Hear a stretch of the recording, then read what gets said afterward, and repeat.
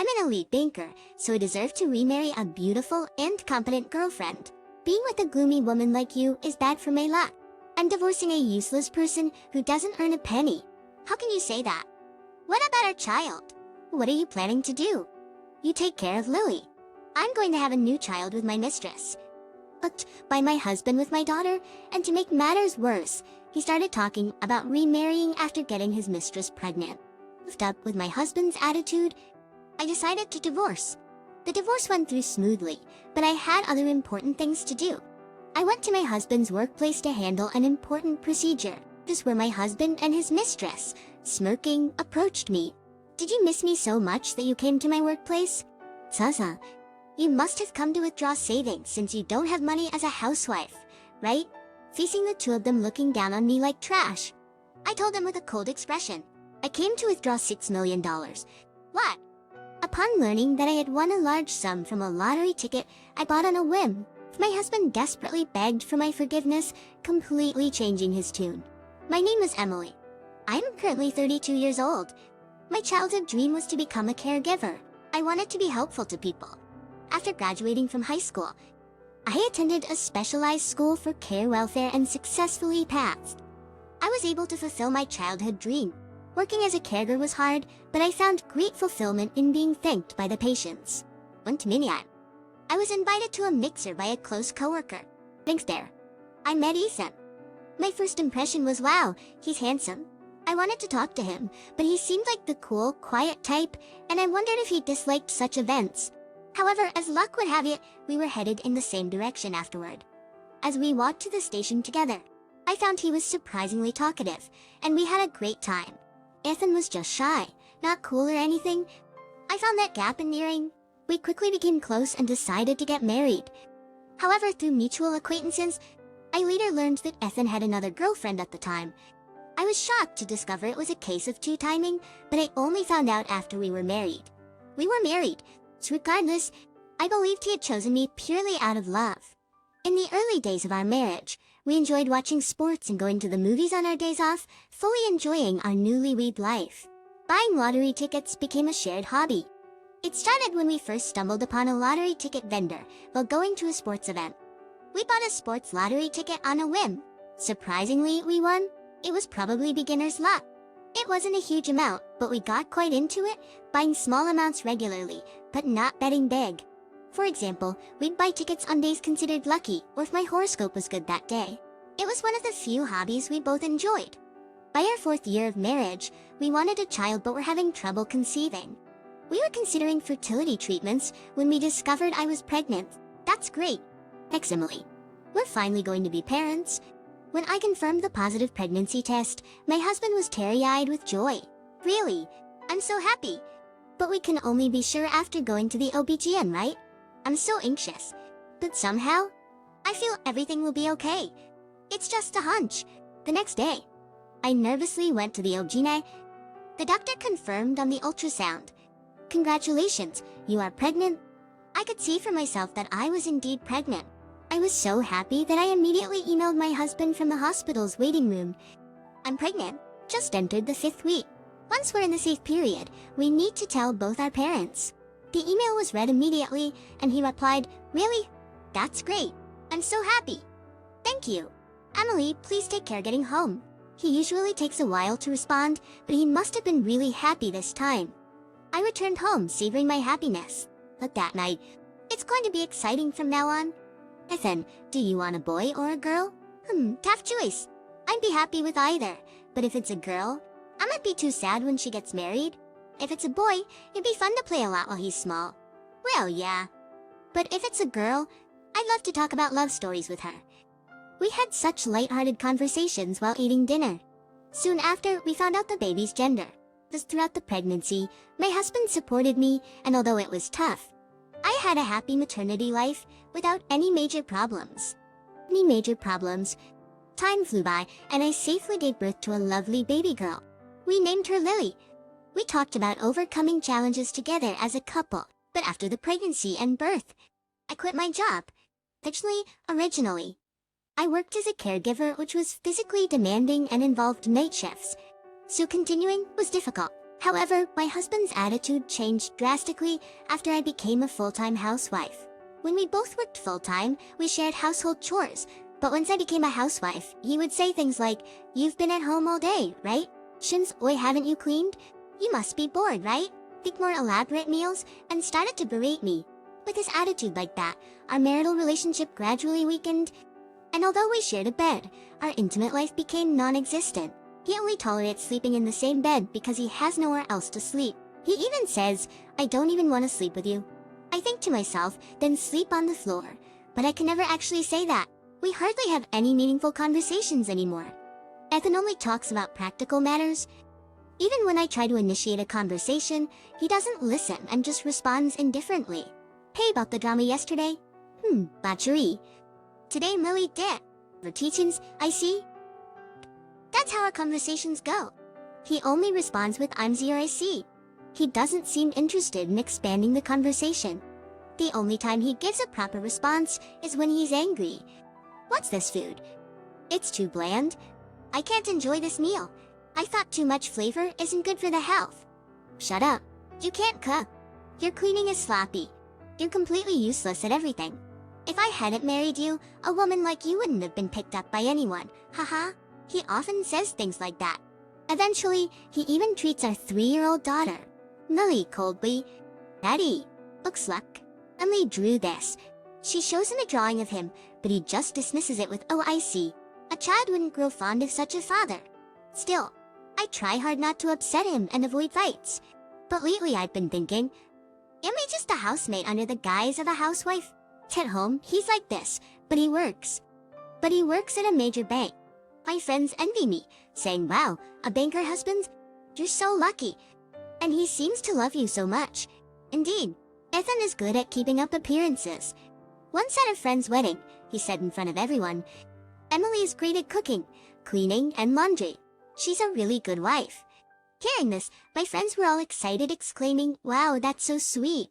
However, in reality, at home, he has no interest in me or a daughter and is just an abusive husband. He's a completely different person at home and outside. And my husband Ethan was incredibly selfish. On weekends, he'd leave without saying where he was going, returning home past midnight, summer helping with household chores or childcare. During the week, I never knew when he'd finish work. He'd come home late without any explanation. And if I asked, he'd snap, "What I do and where I go is none of your business. Just be grateful that an elite like me brings money home." He'd even say, "You're always at home but can't handle household chores. A useless person like you has no right to complain to an elite like me. You've lost all your charm and don't look like a woman anymore, just using childcare as an excuse." I was devastated and cried when he first said that. Despite that, I didn't give up and tried to rebuild our relationship. But with Ethan hardly ever home and always in a bad mood in the mornings, our lives just drifted apart. This led to a de facto separation within our home. Others might think I should just get a divorce. Indeed, the thought of divorce had crossed my mind many times. But as a full-time housewife, could I raise my young daughter, Lily, alone? Would I be able to find a job quickly if I started job hunting now? I worried about whether I could fulfill Lily's wishes, like attending classes or going to college, and provide her with a comfortable life. One day, I was at the supermarket alone, buying groceries. Then I saw a lottery stand in the corner with a sign that said "Lucky Day." Emily thought I used to buy lottery tickets with Ethan when we saw that sign. Those were happy times. I reminisced about the happier days, but those seemed like a distant past now. Ethan had changed. In a fit of desperation, I went to the lottery stand, buying a ticket alone for the first time. I thought, why not, and bought one. I might even talk to Ethan about buying the lottery ticket. If I win, maybe we could have a lighthearted conversation like we used to. Like, let's do this, or let's go there. With that faint hope, I returned home. But even that day, Ethan didn't come home until after 10 p.m., after putting Lily to bed. I was watching TV on the living room sofa when I got a call from Ethan's phone. "Hello, what time are you coming home? Are you Ethan's wife?" I heard an unfamiliar woman's voice. A bad feeling washed over me, and I felt a chill. "Who are you?" "I'm Karen. I'm Ethan's girlfriend. Your husband is sleeping right next to me." The caller was Ethan's mistress. "I've been wanting to talk to you. I love Ethan, and he feels the same. To be blunt, we want you to get a divorce." Ethan said. My housewife wife is almost done serving her purpose. He'll probably bring it up soon, so please start preparing for divorce. I was furious at my cheating husband, but I had been unaware of his affairs before and during our marriage. I had suspected him of cheating. He always came home around 10 p.m. on weekdays and was never home on weekends. He was glued to his phone and avoided any physical contact with me. Well, I wasn't surprised by his affair. Theron's brazen and unapologetic manner made my skin crawl. Her confident and triumphant tone. And the thought of Ethan sleeping soundly at his mistress's house every night, phone in hand, then made my blood boil. I see.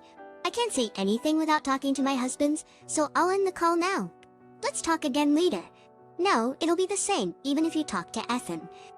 I'm pregnant. It's Ethan's child. Please get a divorce as soon as possible for the sake of this baby in my belly. Karen's statement left me speechless. Pregnant? You must be kidding. No joke. I'm an elite banker.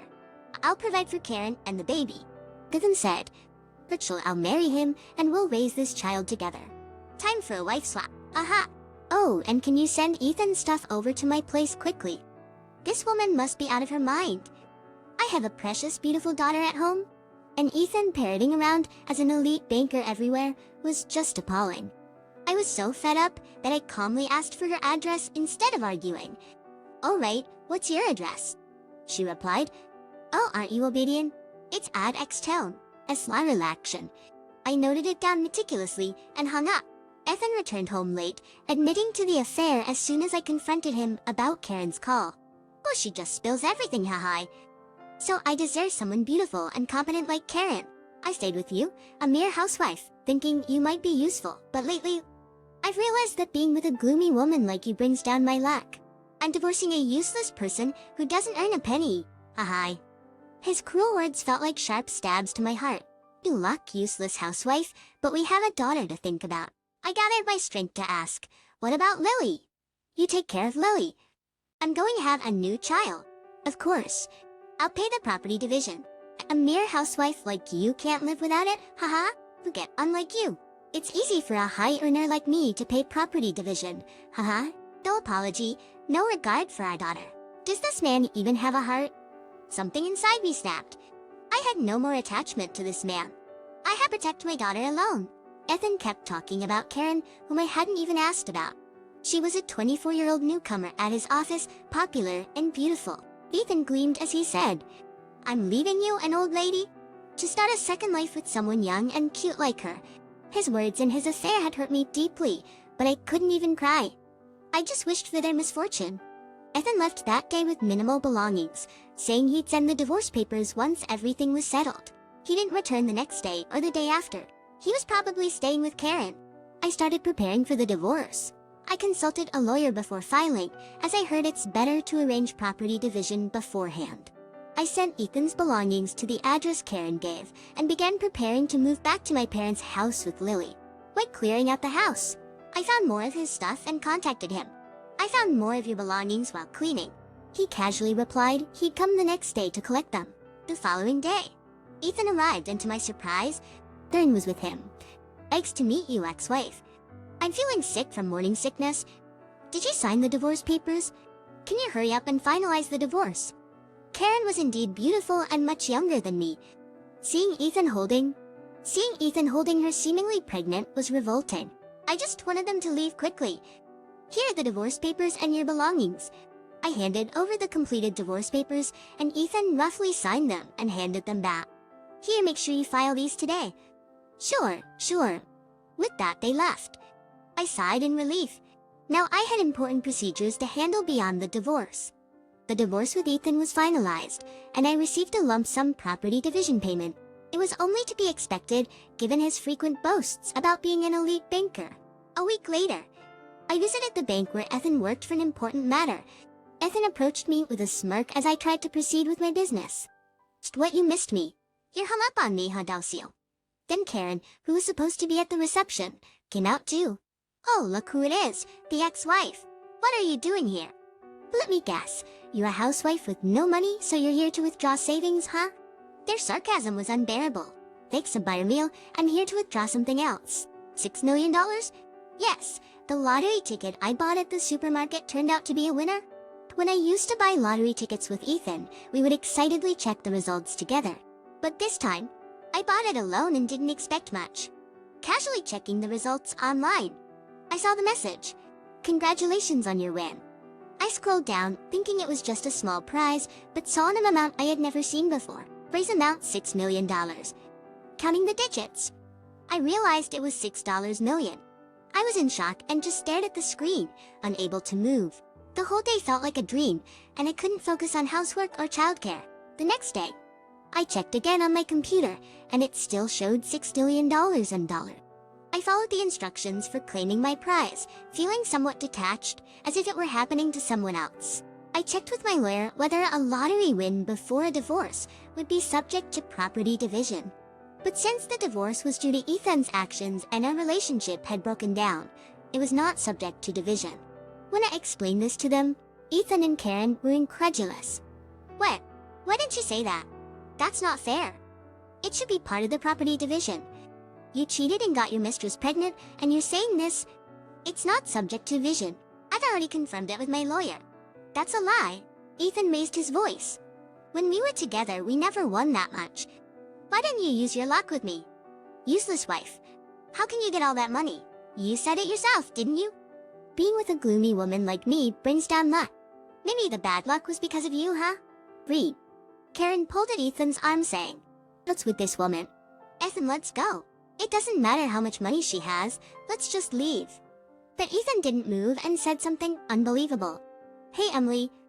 I'm sorry. I was wrong to belittle you and have an affair. Let's start over. You promised to support me and our baby. You said you loved me, and now you want to go back to your ex-wife. But with $6 million, we could quit our jobs, buy a house, a nice car, go on trips. Wouldn't that be great?" Ethan, blinded by money, proposed getting back together. His despicable words ignited a fireball of anger inside me. "You are a terrible person. I couldn't believe I had spent years living with such a despicable man. I'm sorry for everything until now. I'll cherish you from now on. Let's reconsider, huh?"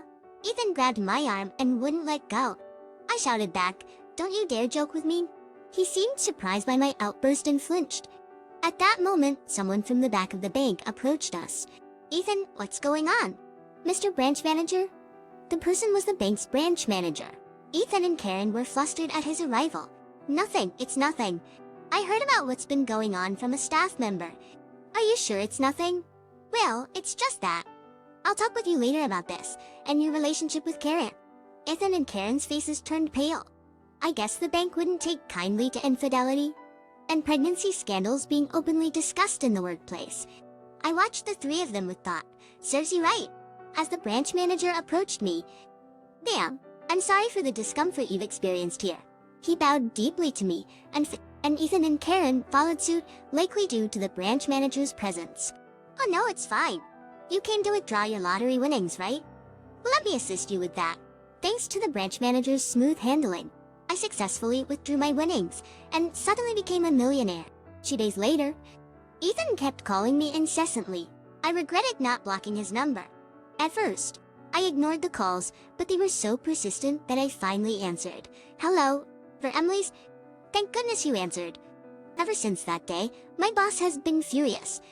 They say having someone like you involved affects the bank's reputation. Isn't that unfair? I've worked hard all this time. I sighed heavily, understanding the situation. That boss sounds like a wise person. Maybe they think someone with your lack of character could eventually harm the bank. Ethan stuttered at my calm response. "Besides, the only thing you've worked hard on is womanizing, right?" "Well, that's all. I really couldn't care less about your precarious position at the bank. Take care." Troll as a full-time caregiver, I wanted to avoid reckless spending, considering my daughter's future. However, I did indulge in a bit of luxury.